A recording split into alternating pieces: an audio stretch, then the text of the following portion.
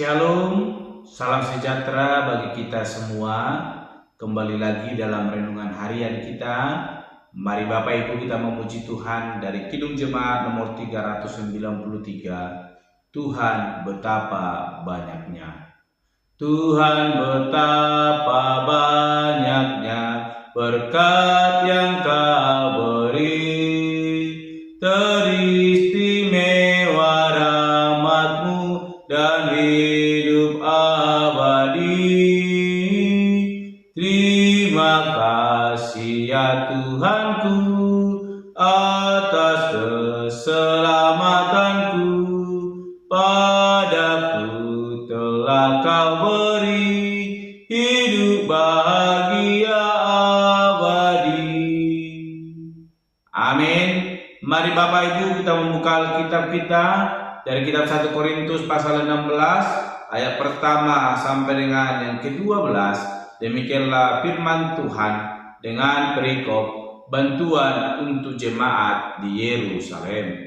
Tentang pengumpulan uang bagi orang-orang kudus, hendaklah kamu berbuat sesuai dengan petunjuk-petunjuk yang kuberikan kepada jemaat-jemaat di Galatia. Pada hari pertama dari tiap-tiap minggu, hendaklah kamu masing-masing sesuai dengan apa yang kamu peroleh, menyisihkan sesuatu dan menyimpannya di rumah, supaya jangan pengumpulan itu baru diadakan kalau aku datang. Sesudah aku tiba, aku akan mengutus orang-orang yang kamu anggap layak dengan surat ke Yerusalem untuk menyampaikan pemberianmu. Kalau ternyata penting bahwa aku juga pergi, maka mereka akan pergi bersama-sama dengan aku. Aku akan datang kepadamu sesudah aku melintasi Makedonia, sebab aku akan melintasi Makedonia. Dan di Korintus mungkin aku akan tinggal beberapa lamanya dengan kamu, atau mungkin aku akan tinggal selama musim dingin, sehingga kamu dapat menolong aku untuk melanjutkan perjalananku. Sebab sekarang aku tidak mau melihat kamu hanya sepintas lalu saja. Aku harap dapat tinggal agak lama dengan kamu, jika diperkenankan Tuhan. Tetapi aku akan tinggal di Efesus sampai hari raya Pentakosta, sebab di sini banyak kesempatan bagiku untuk mengerjakan pekerjaan yang besar dan penting, sekalipun ada banyak penentang. Jika Timotius datang kepadamu, usahakanlah supaya ia berada di tengah-tengah kamu tanpa takut, sebab ia mengerjakan pekerjaan Tuhan sama seperti aku. Jadi janganlah ada orang yang menganggapnya rendah, tetapi tolonglah dia supaya ia melanjutkan perjalanannya dengan selamat, agar ia datang kembali kepadaku. Sebab aku di sini menunggu kedatangannya bersama-sama dengan saudara-saudara yang lain. Tentang saudara Apolos, telah berulang-ulang aku mendesaknya untuk bersama-sama dengan saudara-saudara lain mengunjungi kamu, tetapi ia sama sekali tidak mau datang sekarang. Kalau ada kesempatan baik nanti, ia akan datang. Amin. Saudara-saudara yang terkasih dalam nama Tuhan Yesus Kristus, kita kembali merenungkan firman Tuhan, dan saya memberikan tema bagi kita semua, yaitu belajar saling berbagi. Sekali lagi, belajar saling berbagi. Bapak Ibu, saudara-saudara yang dikasihi di dalam nama Tuhan Yesus Kristus, surat Paulus kepada jemaat di Korintus mengajarkan kepada kita bagaimana kita umat Kristen, orang-orang yang percaya, yang telah menikmati kasih karunia Tuhan, supaya kita belajar saling berbagi, di mana Paulus menjelaskan gereja lahir karena kasih Allah dalam Kristus, dan kasih itu ialah kasih yang harus terpancar menjadi ciri utama gereja Tuhan, di mana kasih saling mengasihi satu dengan yang lain.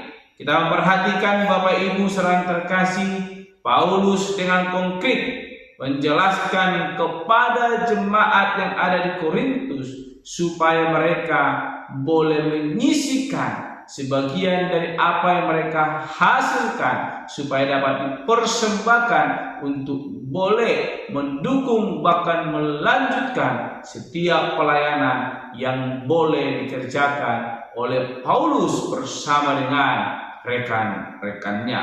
Bapak Ibu, Paulus mengajarkan supaya jemaat di Korintus boleh membuat tata pelayanan untuk boleh saling berbagi, di mana mereka boleh mengatur setiap keuangan mereka sehingga mereka tidak mengumpulkan sesuatu itu secara mendesak, tetapi mereka sudah menyiapkannya sehingga boleh saling berbagi, mendukung di dalam pelayanan.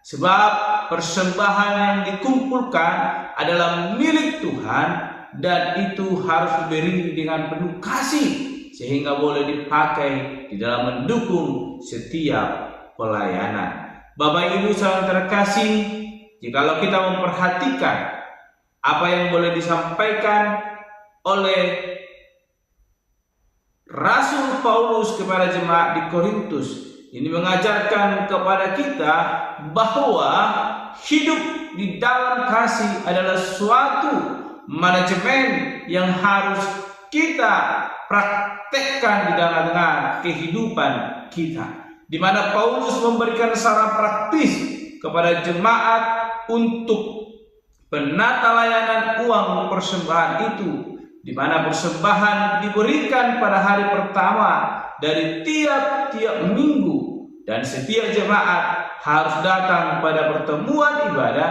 dan memberikan persembahannya. Bukan berarti tujuan datang bersekutu hanya untuk memberikan persembahan, tetapi ketika kita memberi persembahan, itu bukti nyata kasih kita boleh mau mendukung pelayanan itu sehingga boleh dipakai untuk boleh mengembangkan pelayanan, sehingga tengah-tengah persekutuan kita nama Tuhan boleh semakin dimuliakan lewat setiap kebutuhan yang boleh tercukupkan. Bapak Ibu saudara-saudara yang terkasih, Paulus menjelaskan bahwa setiap kita telah menerima berkat Tuhan, maka kita pun harus bisa berbagi berkat melalui persembahan yang boleh kita berikan, dan pemberian itu harus sesuai dengan apa yang kita peroleh. Banyak orang Bapak Ibu saudara terkasih menerima banyak kasih karunia, tetapi lupa untuk boleh memberi yang terbaik kepada Tuhan. Bukan berarti Tuhan kekurangan, tetapi Tuhan serba mencukupkan kebutuhan kita. Oleh karena itu, mari dukung pelayanan kita lewat setiap pemberian yang sungguh-sungguh di hadapan Tuhan. Integritas Paulus terlihat dari cara ia menangani uang jemaat. Ia tidak terlibat langsung, tetapi mengirim utusan yang layak boleh dipakai, sehingga kita melihat apa yang dilakukan oleh Paulus menjadi bukti nyata bagaimana jemaat di Korintus diajarkan untuk boleh hidup saling berbagi berkat melalui pelayanan yang boleh dilakukan bahkan dijalani. Mari Bapak Ibu saudara-saudara yang dikasihi dalam nama Tuhan Yesus Kristus, melalui surat Paulus ini kita diingatkan supaya kita boleh saling berbagi berkat yang boleh kita dapatkan, yang boleh kita miliki, yang telah Tuhan berikan dalam hidup kita. Sebab apa yang kita beri bukanlah hal yang sia-sia, tetapi bukti nyata kasih kita telah menikmati kasih karunia Tuhan di dalam mendukung setiap pelayanan yang boleh kita programkan, sehingga nama Tuhan boleh dipermuliakan